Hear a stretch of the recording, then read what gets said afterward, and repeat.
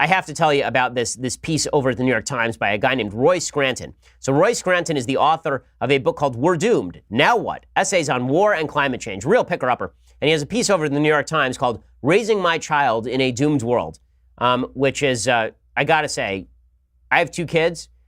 That's not something you want to convey to your kids. So here's what he says in his piece. He says, I cried 2 times when my daughter was born. First for joy, when after 27 hours of labor, the little feral being we'd made came yowling into the world. And the second for sorrow, holding the Earth's newest human and looking out the window with her at the rows of cars in the hospital parking lot, the strip mall across the street, the box stores and drive-thrus and drainage ditches and asphalt and the waste fields that had once been oak groves. A world of extinction and catastrophe. A world in which harmony with nature had long been foreclosed. My partner and I had, in our selfishness, doomed our daughter to life on a dystopian planet, and I could see no way to shield her from the future. Okay, what I like about this particular paragraph is that it doesn't say, I looked around the hospital room and I saw the IV that was connected to the person birthing my child, and I looked around and I saw the doctors and the nurses who had modern medical equipment, and I looked around and I saw the antiseptic room in which we were sitting that did not have germs that could infect this person or my baby so that my baby wouldn't die of a disease before the baby turned 8 days old, right? He doesn't say that. Instead, he looks out the window and he sees some cement and he's like, oh my God, I wish it were all oaks. Well, guess what? If you were living in the middle of the forest right now, the chances that the woman who birthed your child and the child would die would be a lot higher than you sitting in a beautiful antiseptic hospital connected to an electrical grid created by all of the environmental catastrophe that you think happened. And were you writing this on a laptop? I assume the answer is yes. So the whole thing is just inane. But he continues like this idea that we're living in this dystopian future where it's Logan's Run. The environment has been so overrun, it's Soylent Green that we're going to have to eat people. We're going to put down Edward G. Robinson and turn them into potato chips. Like that's where we are now. It's just so stupid. It's so stupid, it's beyond description. I understand you're worried about global warming. Okay, well then let's discuss solutions to the possibility of global warming. Okay, and those actual solutions should not be just pie in the sky. What if we all live like it's 1850 solutions? Maybe they're market oriented. Maybe we're talking about, yes, cap and trade, even though I disagree with cap and trade. Maybe we're posing solutions. But this, how do I bring up a child in a world as horrible as this? Understand, if you were born at any point in human history prior to about 1950, and you visited now, you would think you literally died and went to heaven. You would literally think that. That baby that just came out can expect to live to 80 years of age. 80. Okay, the life expectancy a century and a half ago was like 40. 80 years of age you can expect to live to. That's not because of the oak trees, you idiot. Okay, the oak trees have always been there, along with poison oak, which we now have creams for, which didn't exist before. Okay, so this doofus, Roy Scranton, continues, anyone who pays much attention to climate change knows the outlook is grim. It is not unreasonable to say the challenge we face today is the greatest the human species has ever confronted. That's a little unreasonable. I mean, we did wipe out 1/3 of the species with the Black Plague, and then we also had the risk of nuclear war, as well as 2 world wars that killed literally tens of millions of people, also the scourge of communism that wiped 100 million people off the planet. So yeah, it's a little overstated to say that if the temperature changes by 7 degrees Fahrenheit over the next century, that's the worst challenge we've ever faced, I think. He says, anyone who pays much attention to politics can assume we're almost certainly going to botch it. To stop emitting waste carbon completely within the next 5 or 10 years, we would need to radically reorient all human economic and social production, a task that's scarcely imaginable, much less feasible. It would demand centralized control of key economic sectors, enormous state investment in carbon capture and sequestration, and global coordination on a scale never before seen. Right, because we're not actually going to stop carbon emissions completely because, number one, we still have questions about the sensitivity of the climate to carbon. I do believe that carbon emissions affect climate change, but there are still questions as to how much that is and what are the outliers, like how much, well, what's the possibility that it's big, what's the possibility that it's small, and also the climate's been changing routinely over the past several billion years on this planet, and so there's quite the possibility that people just move.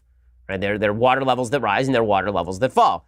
This is not to make light of the impacts of climate change. It is to say we should have a reasonable expectation of what exactly is going to happen, as opposed to this day after tomorrow, there's going to be a giant tsunami that washes over the Statue of Liberty and freezes it with Dennis Quaid and Jake Gyllenhaal underground. And then he continues, says, barring a miracle, the next 20 years are going to see increasingly chaotic, systemic transformation in global climate patterns, unpredictable biological adaptation, so you're going to turn into a fish. It's going to be weird. And a wild spectrum of human political and economic responses, including scapegoating and war. Okay, war is literally at an all-time low in human existence right now. And if you think that that's going to increase radically because the temperature changes 3 degrees Fahrenheit over the next 20 years, or a degree and a half or 2 degrees, I would be surprised. Okay, this is just like the doom and gloom predictions that Paul Ehrlich was making in the 1970s with the population bomb, where billions were going to die of starvation. And then this is the best part. He says, some people might say the mistake was having a child in the first place. As Maggie Astor reported, more and more people are deciding not to have children because of climate change. This concern, conscious or unconscious, is no doubt contributing to the United States' record low birth rate. No, it isn't. No, it isn't. The number of people who are stupid enough not to have a kid because they're afraid you're going to have to run the AC a little more often in the United States is like you and a couple of your friends.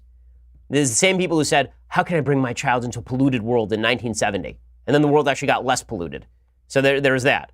It's the reason the U.S. birth rate has gone down is because of the availability of contraception, the fact that it costs a lot of money to raise a child, and the decline of marriage. Those are the real reasons that the number of children being born has dropped dramatically. It's happened in every industrialized society, including the United States.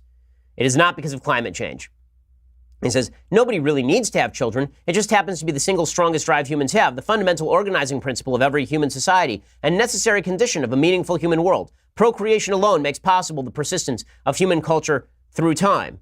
Well, I don't know why you'd be that interested in the persistence of human culture through time generally, considering that you really, really like those oak trees.